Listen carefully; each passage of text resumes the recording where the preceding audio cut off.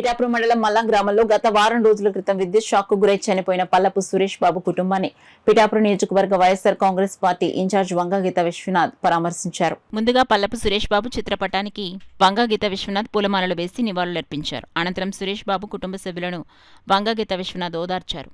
ఈ సందర్భంగా వంగగీత విశ్వనాథ్ మీడియాతో మాట్లాడారు.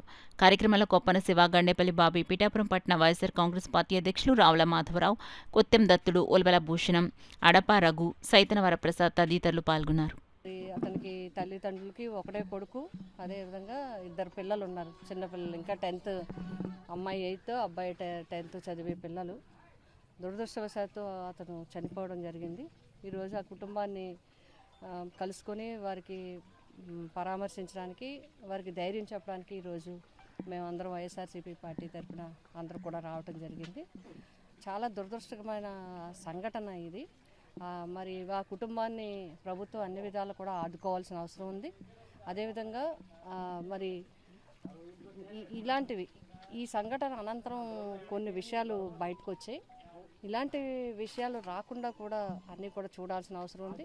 మాకు తెలిసిన వెంటనే పోలీసు సిబ్బంది, అదేవిధంగా ఆర్డీఓ గారు, రెవెన్యూ సిబ్బంది అందరితో కూడా మాట్లాడడం జరిగింది. వారి వెంటనే ఒక శాంతి కమిటీని ఏర్పాటు చేసి ఇవన్నీ కూడా చేయడం జరిగింది. ఈ గ్రామంలో ప్రశాంత వాతావరణం, ఇప్పుడైతే ప్రశాంత వాతావరణం, అందరూ ఎవరి పనుల్లో వాళ్ళు ఉండడం జరిగింది. మరి ఆ కుటుంబానికి మా పార్టీ తరఫు నుంచి కూడా మేమందరం కూడా మాట్లాడడం జరిగింది. వాళ్ళ చదువు విషయంలో మా వంతు సహకారం కూడా అందిస్తామని చెప్పడం జరిగింది. చాలా దురదృష్ట సంఘటన ఇది.